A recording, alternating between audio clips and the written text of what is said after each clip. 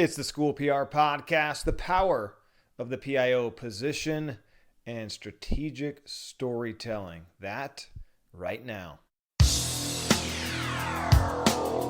And here we go. Be sure to visit soundmind.app, peachjar.com, and nicholsstrategies.com. Advocating for public education, sharing our stories, and celebrating our schools, students, and staff. From crisis communications to media relations, social media, and everything in between. We're here to give you the best strategies, tools, and techniques to help you help others. Welcome to the School PR Podcast, brought to you by Peach Jar, Sound Mind, and Nichols Strategies. Here's your hosts, Matthew Jennings and Ryan Ferran. Great to have you in the podcast once again. School PR Podcast, happily brought to you by Peach Jar, Sound Mind, and Nichols Strategies. Give them a check out and see what they have to offer. Lots of good stuff. The power of the PIO position and why you maybe need to start advocating a little bit more and helping people understand the position of the PIO, communication director, communication strategist, specialist, whatever the title is.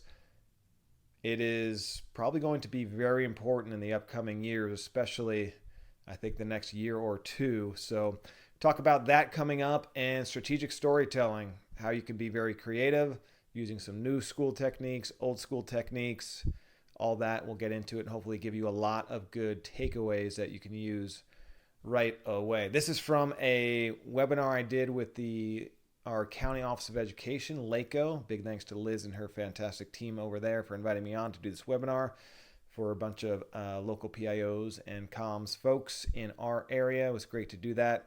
If you're ever looking for a speaker for your conference, webinar, give me a shout and we can chat. I'll be speaking at NSPRA coming up in July. Looking forward to that. Peach Jar, it is amazing. I just uploaded a flyer recently and it is so intuitive now. Not only does it read the PDF to put in your description, but it knew exactly, this was very trippy but very cool, exactly what grades to send it to.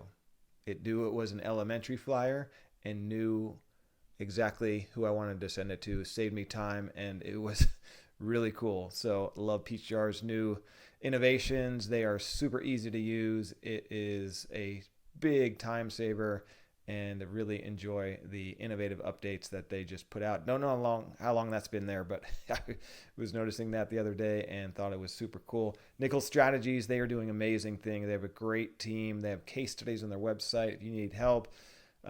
Emergency hits and you're like, oh my goodness, I have so many things to do. I need some help and I need it fast. Give Nichols Strategies a call. If you have a longer term campaign also, they can help you out for sure. So without any further ado, here it is, the power of the PIO position and strategic storytelling.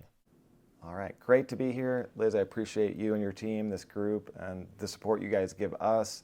It's been amazing the past few years with the pandemic and just all the resources and having this meeting and bringing people on to talk about different topics. I think PD is huge in our field. It really helps kind of validate our positions throughout school districts. And as we start getting back into tight budget times again, I think this is more important than ever. So people being on these webinars, having the resources and really bringing value to their districts will really help solidify those jobs for us. And 10 years ago, we were kind of the first on the chopping block a lot with budget cuts, and I don't think that'll be the case anymore. And meetings like this and PD like this are one of those reasons. So really appreciate the opportunity, and I know the others in the group do as well. All right, so a little bit about me. I've been in Arcadia Unified for about a decade now. Before that, I came up through the journalism ranks, which a lot of us in the PIO roles we serve, that's the path we traveled. I loved TV news for a long time. I started out in sports and then transitioned to news in kind of 2008 when the recession hit and I was kind of forced to do news. I was mortified by that because I was just covering games. I knew sports, it was fun, but actually covering news was the best thing for my career and transitioning to public relations because I was attending those boring Board of Education meetings. I was going to city council meetings and having to learn about that, and it truly was kind of the best thing for me. So that was great. My degree is in journalism. I got a master's in communications and new media and marketing. And as Liz said, I've been involved with CalSPA for years on the executive board and volunteer and help them out. And I've been lucky enough to teach a couple college level classes as well. So I know you guys all know this, but if you're not telling your story, kind of who is, and if we leave it up to the world to tell our story, that's usually not a good thing.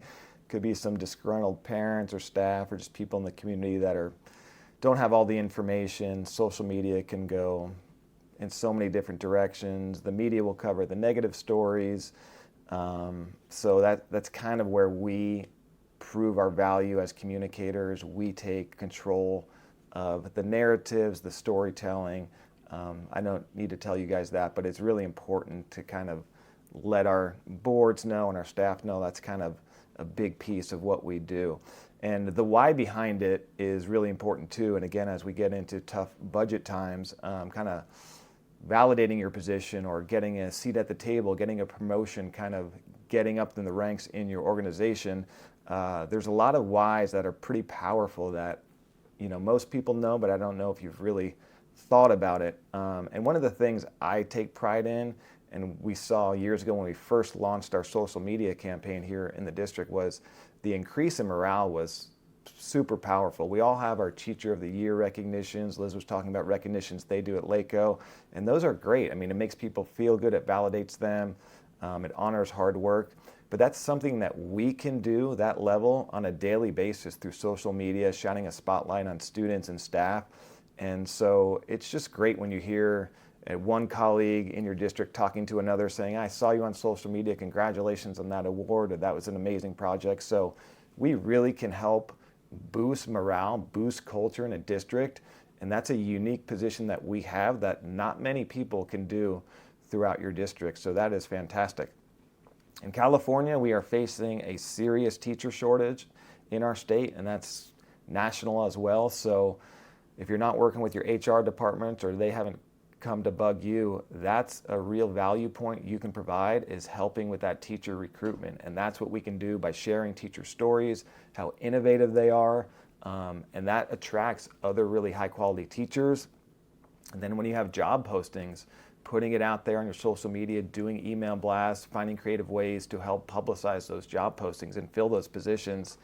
I know we all have had several positions in the past few years that are just very difficult to fill, but you can really help fill those staffing needs. And staffing, you hire good people, you have great districts, great teachers, that brings in students and families.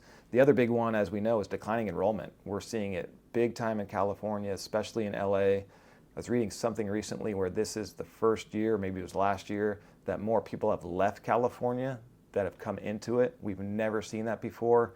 Birth rates are down, so we all know we're all declining enrollment. I don't need to tell you guys, but that's something you can help with your storytelling, your ability to get your message, and all that out there. And then obviously the saturation of positive news, just advocating.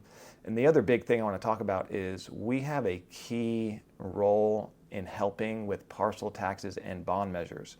A lot of us in this area have to go out for them. We're not funded great here in California. We're an affluent kind of district here in Arcadia, but we actually get probably one of the lowest funded districts in LA County. So we have to, for years, go out for bond measures. We did a big one in 2006. We're just kind of wrapping that one up. We did a partial tax to save teachers, big one in 2017. We had another one in 2012, and we're going to have to go out for another bond right now in 2024. We just did a facilities master plan, and we have a lot of work to do, a lot of aging buildings, hardware to upgrade, plumbing, all that sort of stuff. So the good news is for us as communicators, what other position in your district can help bring in millions of dollars, can save teachers, can help improve buildings? This is where the storytelling really helps. Some districts will kind of make the mistake, they'll put a bond or partial tax on the ballot, and then they'll start saying how great they are, why you should vote for them, kind of get their reputation and brand up. But marketing and communications, it's a year after year thing. You take a look at Coke, Apple, all these big companies, their products sell themselves. Do they really need to market? they're always on TV. You always see their commercials. It's a consistent marketing that you need. So even if you're not going out for a partial tax or bond measure for another year or 2 years, you need to start that messaging of the why, let people kind of believe in you. If you've had previous partial taxes, bond measures, updating them on how good you were with the money, the timing, and all that sort of thing. So that is kind of crucial to the role that we all play. So how do we do this? What are some of the techniques that we're all using to tell our stories? And I'll start with the old school, because I think that some of us, myself included, are guilty of this. We rely too much on some of the new technologies. We're talking AI, social media is big. But really some of the old school techniques still are true and still work. So those newsletters that we're like, oh man, it's newsletter time, they drive us crazy, but they're so important. We just started doing an old school magazine. We do a digital version, but really the big selling point is the hard copies of it, getting it into our community. And we've gotten great feedback from the magazine, and even a bigger reach than we typically would have had, because we can go into the community, drop off a stack of magazines at all these high population stores, medical centers, and things like that. So that's been great. Email blast, I think they're truly underutilized. Sometimes we're a little afraid to inundate people with emails, and we're just sending when things are bad, when lockdowns are happening. But whether you have a newsletter or not, don't be afraid to use your email blast for positives, sharing your story. The fact that we have all of our parents' and students' email addresses is probably the most valuable thing that we have. You look at marketing agencies, and what they want most is probably your phone number and your email. We have all that for all of our direct target demographic in our communities. So I highly suggest using your email blast for those positive things. It doesn't have to be a school lockdown. It doesn't have to be a crisis. But use your email blast. It goes directly to your community. And then we started something years ago, which I found super helpful, especially in the pandemic, is a community email list. So we have those emails in our system while they're in our schools, but when they leave, those emails, those people are out of our system. So we kind of track, and basically we do it through a Google form. Anyone who is not in our system, not a current family student, can sign up for our community email list. So we have a lot of local businesses, a ton of alumni are on there, and we have now over 2,500 people that are outside of our district but within our community that are on this list that we can message. So it'll start slow. The first year you may get 75, 100, 200 people. But over the years, this is going to grow, and you're going to have thousands of people that you can now reach, and the value within that is just very significant. So I'd encourage people to start a community email list for people outside of your community that you can really reach and target. And this helps huge with declining enrollment, recruiting students, and recruiting staff. When we send out job posts, those are some of our most popular posts, but we have this email list that are people in the area that they love getting those job posts. The other big thing is, don't forget about, obviously your websites are huge, but keep them updated with fresh content. And then school marquees. You have thousands of parents driving past schools every day. It's a very powerful, it's kind of old school, but the analytics on them are amazing. When I used to do a presentation similar to this, I would show a picture of a billboard on the 210. It was Facebook advertising on a billboard. Now think about that. Facebook, the most high-tech digital company probably in the world, is using a billboard with no analytics, but it works. There's thousands and thousands of people driving past it every day. So don't forget about those. And with us at the high school, we see all those paper flyers, all throughout the halls that you're like, oh my goodness, it looks terrible that you got painter's tape. But when you have that much traffic, it works. So don't forget about those old school techniques. Obviously, new school is amazing. We're big here in Arcadia, Amber and myself, with media relations, social media. We do a lot of investment in that. And then I'm going to talk about student interns as well. This has really helped us crank up the content and been beneficial for us. When I first got here, it was a big culture shift for media relations. A principal got a call from ABC7 and they weren't returning that call for 3 or 4 days. They were nervous to pick it up. So I had to kind of explain the philosophy. When you don't want that no comment in there. If something bad happens, it's just best to work. At least tell the public, the media, that you're aware of it, you're looking into it. So it was a big shift at first. But when we started to get the positive media coverage, they understood there was much more buy-in, and they started to believe in, okay, the media is not terrible. They're not looking to burn us. And you'll find when you help the media in, if they're looking into something that's not so positive, when they have a positive story and you're responsive, they may go to you for that. Recently, Amber and I were contacted. What was it, ABC7, Amber, that was doing the story, or no, KCAL, about they wanted to do a Super Bowl story with some cute elementary kids.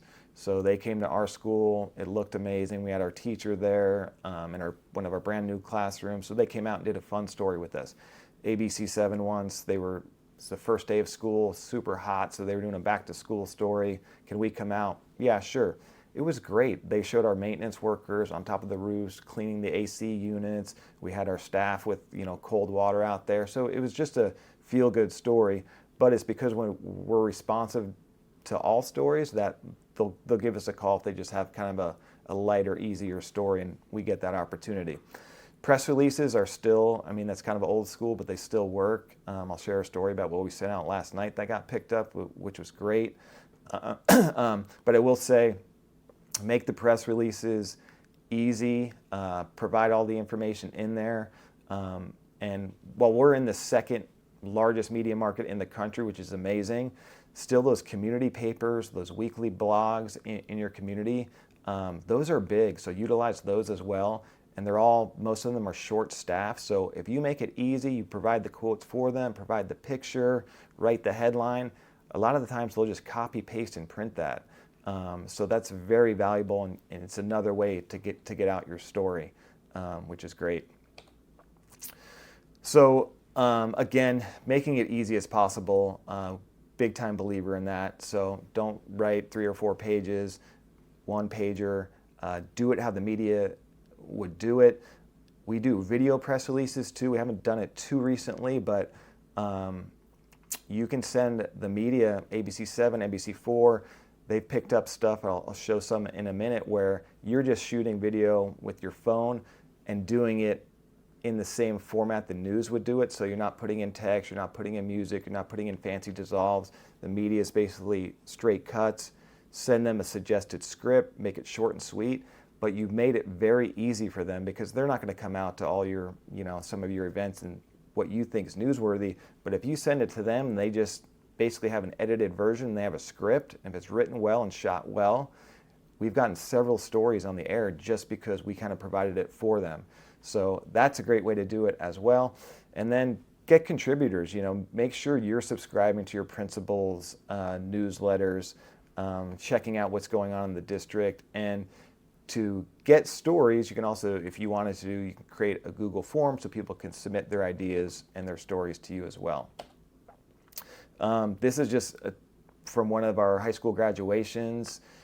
We all have graduations. We got great coverage, but it was because we sent out information about our graduates, what was impressive. We had one year students going to every Ivy League school in the country. Another year we had a 100% graduation rate.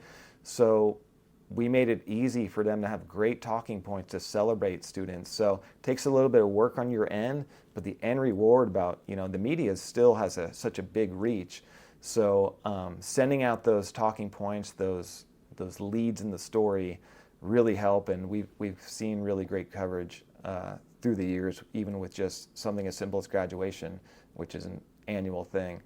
This was several years ago, but this was at a public schools luncheon where we celebrate students and staff, and we had some kindergartners singing a Justin Timberlake song, which was adorable.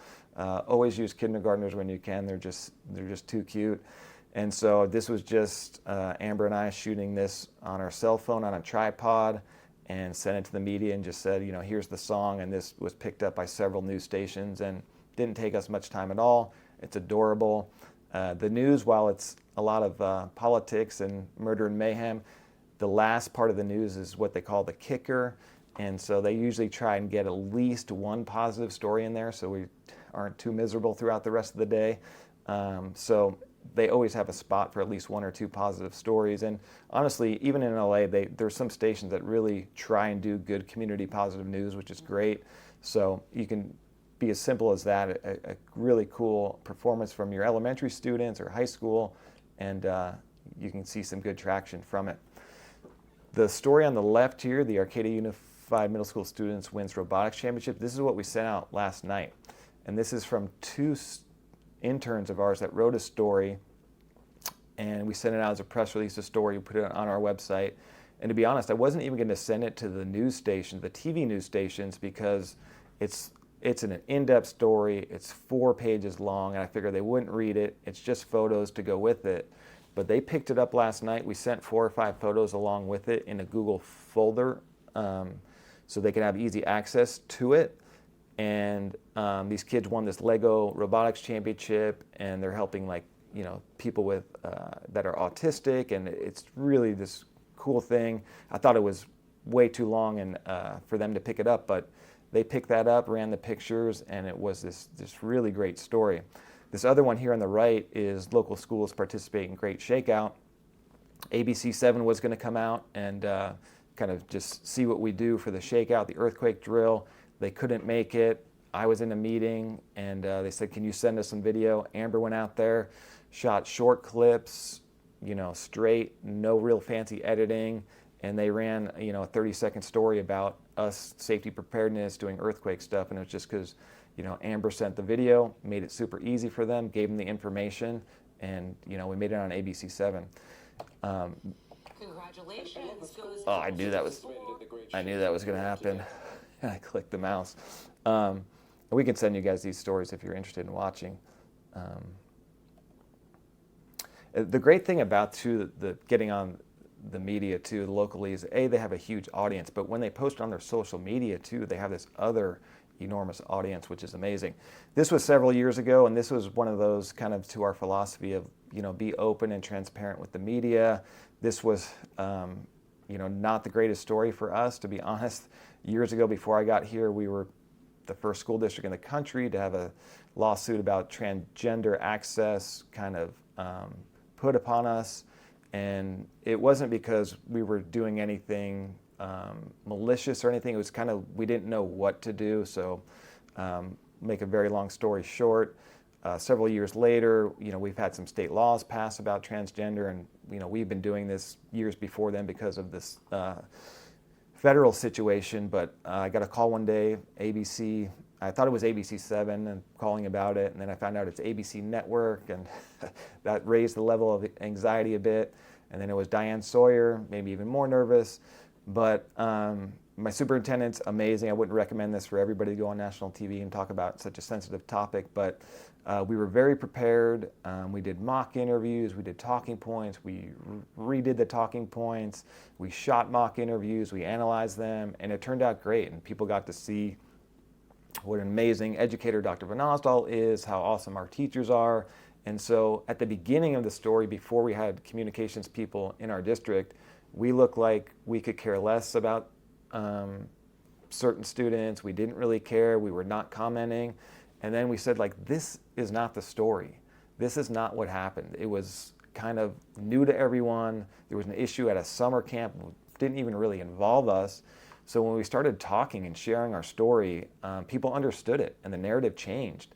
And it was great. But if we weren't open to doing that, we'd still have this reputation that wasn't accurate. So this took a lot of work. Again, I wouldn't recommend it for everybody, but it really paid dividends, and people got to see kind of the hearts and minds that we have here in Arcadia with our educators. So it was great. These are more when the media can't get there, you become the media. This is at one of those veteran displays that we have at our park. This is one of our high school students goes there every day during it and plays taps, which is just beautiful. I sat there for 30 seconds, recorded it, and sent it to the media, and they picked it up. And it was just such a nice tribute. for our veterans, and nice to kind of highlight our high school students, and they're taking the time to do this just out of their own good. They didn't want to be on the media or anything, but it's such a nice story. The one on the right is from a concert. We're right at the Arboretum. If you've never been, it's great. Lots of peacocks hanging out. So we had this beautiful concert going on, and we have these peacocks just kind of going right in the middle of the concert, popping off. If you ever heard peacocks, they can be loud and kind of obnoxious, but it was just this cute little piece that the news did, and they got a kick out of the peacock kind of interrupting the concert. But what you subtly see is this amazing, school with all these amazing musicians and the performing arts. So that was easy to do as well, and our local stations picked it up. Another thing Amber and I like to do, and I changed this picture, Amber, so they could see you with your media skills, being Miss Reporter there, which is awesome, is we track our media stories on our website. And so it's an easy archive system, but what it also does is help improve our search engine optimization, that SEO. So when parents are searching, they're moving from New York, and for us in Southern California, we get a lot of East Coast families transferring out here for work stuff. So they're not visiting all of our campuses anymore like maybe they did 20 years ago. They're going online. So when you put your stories, media stories, on another website, they tend to rank higher in SEO and Google and all those search engines. So we've been doing that for years, and it's great. And you kind of catalog all the stories, easy for reference. There's a link there if you guys want to check that out. But we put a lot into media relations, but we feel like we've got a lot out of it.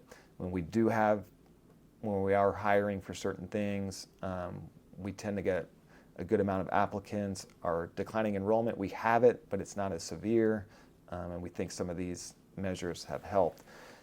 And we saw results early. When I first got here, there wasn't a concerted media relations plan. I started slowly, and it kind of, it worked. But the more you do it, the more context, the more you send out, the more you learn from, trial and error to see what's working, how to do these video press releases, the more results we see. So, 1 year we got over 100 positive media stories, which is great. And we're probably come back down a little bit with, in the past couple of years, but we're still, we'll get 70 to 80 positive media stories a year, which really helps kind of our communication efforts.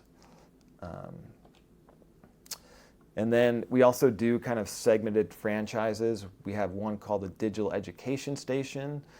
We'll interview the valedictorian each year, but we'll also bring in, when we have restorative practices, or we have trainers of different, like Leader and Me, we'll bring in the trainers and talk about what this program means. What can parents expect at home? What are students experiencing in the classroom? So they're a little bit more of a deeper dive, but they really help parents understand the programs that their students are getting, and then they also really help our new board members when they come aboard and they want to learn about what's restorative practices, what's Leader in Me, what is this program. They can watch and kind of get a deep dive on it. We also do a Coach's Corner one where, athletics is big for a lot of students. It gets them connection to school. We have big performing arts, but athletics is really important too. So, we do interviews with the coaches, the players, and kind of franchise that segment. And those have been great too. The athletes love them. The coaches really appreciate them because they're trying to get fans to the game, do fundraisers, and this is a good way for them to promote their programs as well.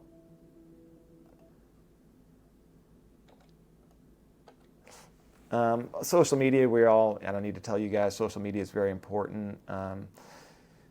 We have all the usual suspects, Facebook, Instagram, but one thing we recently did take on, convinced by one of our interns, is TikTok. So we're still kind of experimenting with TikTok.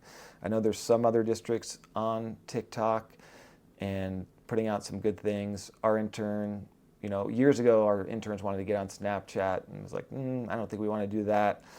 So we didn't do that, but we said, Vanya, if you want to do a presentation on why, as a school district, we should be on TikTok, we'll give it a good thought and we'll think about it. And she did an amazing job, and she pointed out to some of the Ivy League schools that had accounts on TikTok and made a convincing argument. So I was like, all right, you did a great job. Let's do it. So we've gotten on TikTok maybe a few months ago. We had one video that it was students teaching teachers dances at a big assembly that somehow, some way has over 1 million views I don't know if it's going to do anything for us. People want to come to here, mostly teens probably watching that, but we're trying to figure out a way to capitalize on the audience of TikTok. Early on in social media platforms, we used to see this with Facebook. Remember a decade ago when we'd have posts go viral? That doesn't happen anymore because it's pay to play. But TikTok is still in that infancy where they're pushing things out. They want people on their platform, so they want to give people as many views as possible. I think some may be inflated and exaggerated, but that's a webinar for another day.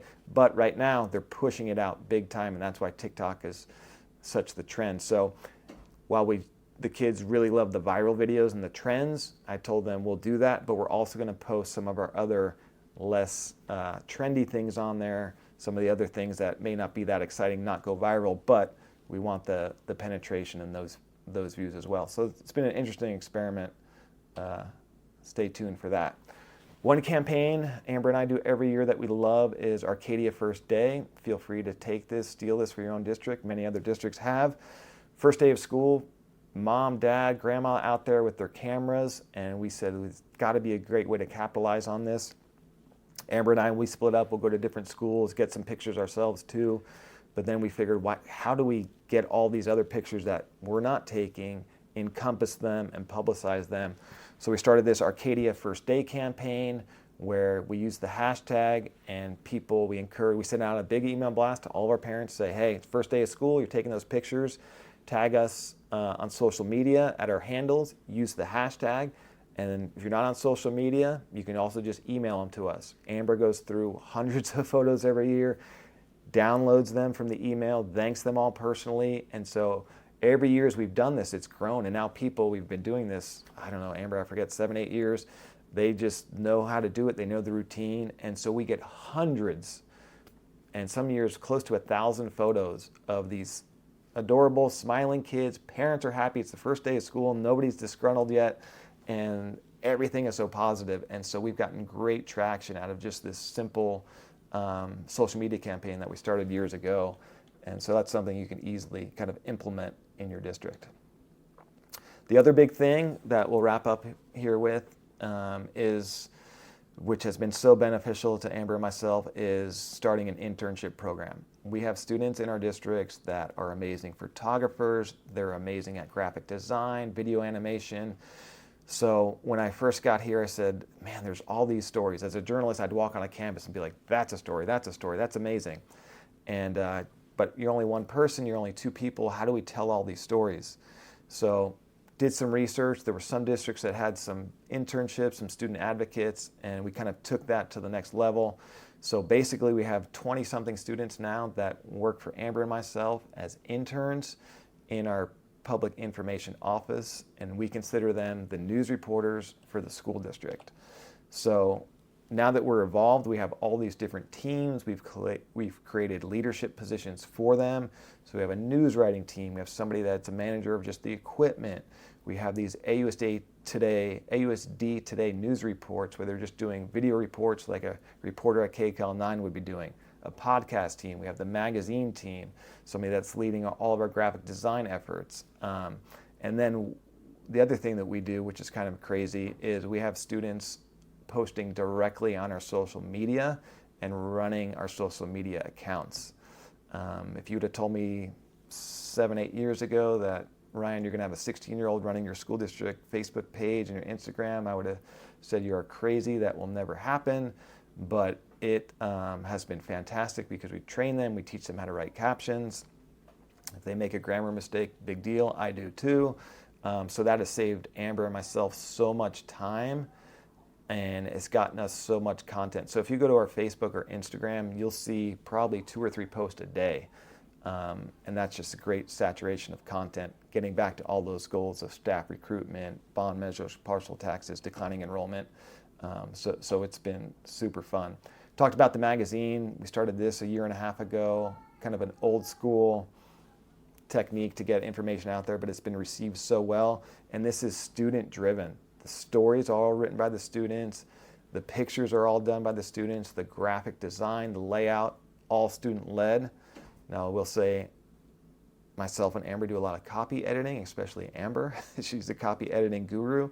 So we spend a lot of time with it, but there's no way that we can put out a magazine without student interns and help. We just couldn't do it. Our superintendent loves this, our board members love it, and this is something we can pass out in the community. And the kids love it because it's something tangible they can hold, they can be proud of.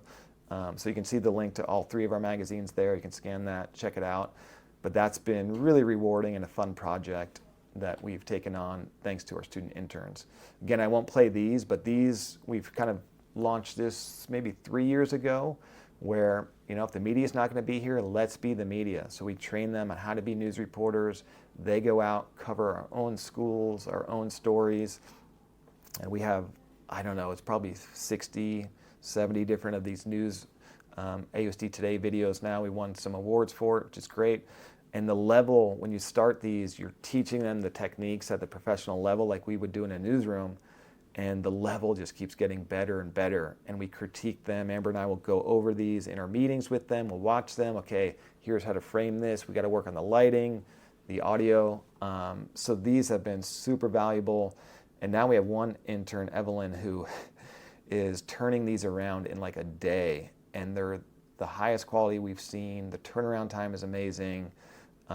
So these have been a huge boost for us in getting our information to the public. The president of Hungary just paid a visit. And we had the president of Hungary pay a visit, who's a former student of ours. If this plays everyone, okay, there we go. And then again, we have our students help run our social media and post directly, and we've been recognized for that. But because they post directly, we can post so much more, and it's much more timely. There's nothing worse than, we kind of consider ourselves a news organization as a district, getting timely news out there. There's nothing worse than getting something out there a week after it happens. So the interns really allow us to be timely and relevant with our information, which is great. And here's just an example from a couple years ago. The impact students can have helping you in your role. 198 events covered by our interns. We only have 183 school days. And this is just via photos. So that's just amazing. That obviously hard to do by yourself. So the impact has been just so great for us. And one of the best things, Amber and I will say this, is it's probably the best part of our job. We take students from freshman year, sophomore year, get to work with them for 3 or 4 years, see them grow, mentor them. They're going off to college. Some are now graduated. They have jobs, hoping one day they'll hire us, give us some stock options. But it's just been super fun, and the kids love it. And we also providing another enrichment for our students to help them in this path. So it's been great. And the best part is Amber's dog is our DCI mascot. We do dog meetings at the park and stuff, and Amber made Styx is her name. She's adorable, Maltipoo. We have intern shirts. We look like the Blue Honda guys, but she made one for Styx as well, and we bring Styx wherever we can, if possible. And we just try to have fun with the students too, and do bonding and luncheons and stuff like that, which has been great. And Styx is, I could stare at Styx all day. So be a communications ace, advocate, celebrate, educate. That's what we do. That's some of the ways we try and do it. I have presentations on all these things and can talk for hours. I have this school PR podcast that I do. If you're interested in more, probably not. Help you fall asleep if you need anything else. But we have all topics on there, from crisis communications, media relations, social media, and all that. And then probably a year and a half ago, I started. A lot of districts were interested in doing our internship model that Amber and I have been doing, so I started a national communications internship collab. We have about 180 people from all over the country that either have internships or are interested in them. So we do webinars about different formats because there's a million different ways to do them. So we just have people talk about how they do it, what's worked for them, some of the obstacles, and that's been great. All right, that's all she wrote. I'll see if I can stop presenting. And if anyone has any questions, I'd be happy to answer them. Or Amber, do you have anything that I'm sure I missed a million things? Oh, no, that was super thorough, and the good work that we do, and always happy to share and help. And if anything that Ryan talked about, if you have follow-up questions or just want any templates or anything we may have, just reach out to us because we're happy to share. Awesome. I'm actually going to have Jennifer, if you want to stop sharing your screen just in case people do have questions so you can see anyone. Does anyone have any questions? I mean, Ryan, thank you. I mean, it's funny because I haven't been in a district now for 5 years, and it was just like so many reminders of all the things that are going on and all the things that you have to cover. And, you know, one of the things I really appreciated was related to the bond, and you can't just fix that story the day you decide to go on a bond. I mean, you're just so right. I mean, you've got to build that brand equity in advance. I see Candace has a question. I had a question, Ryan. How many high schools are in your district? We're fortunate. It's a little bit easier for our internship because we have one comprehensive high school.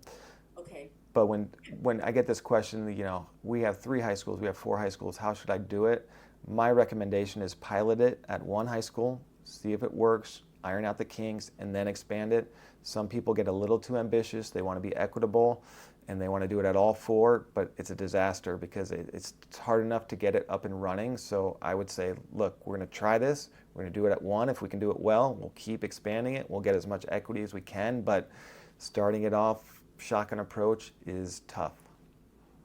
Yeah. Oh, okay. Yeah, we just have one charter high school, and I mean I have middle schools, but that's a different animal. So I'll have to talk to them and see what they, because I love this. I think it's wonderful because we're, you know, like most everybody else, this is a one person thing going on, and with 30 schools, I can't be everywhere.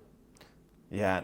And that was my impetus to start it. Was I was by myself before Amber got here, and then God, she got here and saved me. But I was like, I can't get to all this. We have so many good stories to get out. How do I do it? And the student interns, I got to tell you, some of them are 3 times a photographer I'll ever be. Some are amazing with video editing. They know programs. So it's been very valuable for us. But I did a whole presentation on how to set up. I just want to say this real quick on how to set up the internship, because there's a lot of different ways.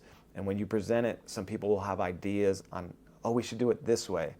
But I had this whole presentation, it's on my podcast too, about let me help you avoid some of the common mistakes that people make, because they start and they go, oh man, I'm at 3 different schools, we're paying them, we're running out of money. So I have my whole recommendations on how to start it so you can optimize your success while doing it. Okay, if you put your podcast address in the chat, I tried to grab it really quick, but my board member called me, hey, what happened to that article it's supposed to be out? It's like, I can't control the paper, I can just send them, you know? Exactly. I know. So that'd be great, thank you. We get that a lot. How come ABC didn't run this story? It's like, well, we don't run ABC. They run themselves.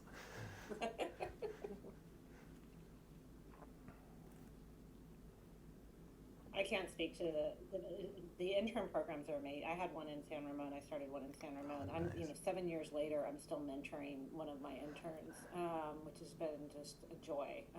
So, I mean, I think you get to a stage in your career and mentorship kind of becomes like the best thing you can do, right? And like the happiest place. Yeah, it's those relationships with the students. That was always the kind of the jealousy factor from, we're at the district office, we're hanging out with the rest of the adults, but the teachers are with the kids. There's an energy on campus.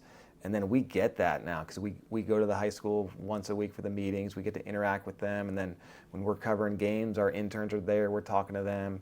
They're going off to college. I remember 2 weeks ago, Amber and I were at our spring preview event, and one of our interns came running up to us screaming that she's so excited. I've never seen that from her, and she wanted to tell us she got into Berkeley.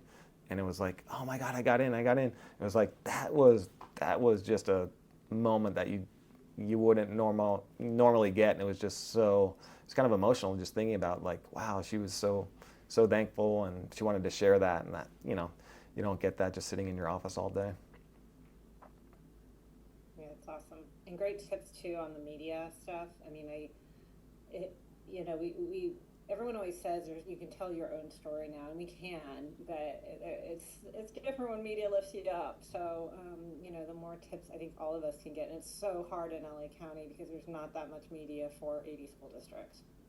It is tough, and one thing, that's a good point, because one thing media kind of does, it almost legitimizes the story a bit, because if you're putting it out, yeah, of course you're biased, you're saying how great your students are, but when somebody sees it on another, outlet that's, not a part of your school district, it's like, oh wow, that's really cool. They thought it was important enough to run this story. So you're right. And media, you know, you can debate media and the state of media right now, but they still have a very powerful platform, and we are in the second largest media market in the country. They have huge social media following. So if they put your story not only on the air, but they put it on their Facebook page with 3 million followers, that's a huge boost to you and your district. Absolutely. Hi, I just had a question. I'm with PUSD. With allowing students to post directly onto your social media, have you ever run into a situation where someone just didn't want their picture posted, or any difficulties with that? We haven't, and years ago we switched to an opt-out media form where because for us it used to be check the box and you'll never, you know, it's no media, and then this stayed with you from first grade to 12th grade, and then you weren't giving us clearance to use it. So we changed that to, please print this out, take it to your office, and we're happy to oblige to that. Once we did that, though, we saw it go from about 10% to less than 1%. And most of the time, we don't post names with it unless we know and it's something very positive. Sometimes somebody will ask for a picture to be taken down for vanity reasons, like, I don't look good in that picture, which we can all understand. Recently, we had somebody we post sometimes baby pictures when, you know, staff has a baby, we do the announcement through the high school, so we've done those and people love those through the years. And we got a call recently saying, hey, can you take that picture down? And it was from like 7 years ago. It was hard to find. So Amber and I were trying to search this baby picture. I found it, and I said, no problem. I was just like, I'm kind of curious, why do you want the picture down? And her only reason was because when we do a Google search, that's of our child's name, that's what shows up first. And so that was it was not bad, but it was just kind of weird. And so it's like, okay, no problem. So we thought that would be an issue with media releases and people worried about their pictures on social media, but we've had the opposite where people are like, why isn't my kid on social media? I want our school on there. So it's been great. And if anyone ever has an issue, we always take it down, but we really haven't had that much, which is kind of shocking considering the amount of pictures we posted. Well, I assume you also train those students a little bit before posting. Yeah, and they're allowed to post for the district. Yes, and so we do trainings, and there's some things that are kind of sensitive, and I'm like, Amber, can you lead this conversation? But, you know, like when you're doing swimming or water polo, you know, when students, or cheerleading, when it could be a little bit more revealing, like we need to be very sensitive of that. So we need to review those pictures very carefully, and if that, you know, put yourself in that situation. If that was a picture of you in that circumstance in sports, you know, you're running, you're moving, things are just not sitting there posing for a picture. So it could be a non-flattering picture. So we do train them on that. You have to be very sensitive. And when in doubt, don't shout it out. Send it to us. Don't put it out there. Just think about that. So we do trainings over that. We do reviews of photos, not only for lighting, but like, is that appropriate? And those sort of things. So we do that. Awesome. Any other questions for Ryan? I know he's like super available too. Well, I don't know how super, I mean, you're busy, but I know you're always available to help people. Amber does all the work, so I am super available. She does it all. Yeah, but yeah, thanks for having me. I appreciate it. I can talk about this stuff all day. I love the work that we do. I think it's important. I used to be a news reporter, and you know, sometimes you do impactful stories, but I feel like we can really make a difference. Again, during budget times, and you want a seat at the table and all that. Like, these are some of the things that you can do in your districts that are super valuable to your students, your teachers, and I know a lot of you guys are doing great work. I see it here in the area, so just appreciate the opportunity, and yeah, reach out if you ever need anything. Thanks, Ryan. Totally appreciate you presenting, and we'll probably tap on you again another day or something else, I'm sure.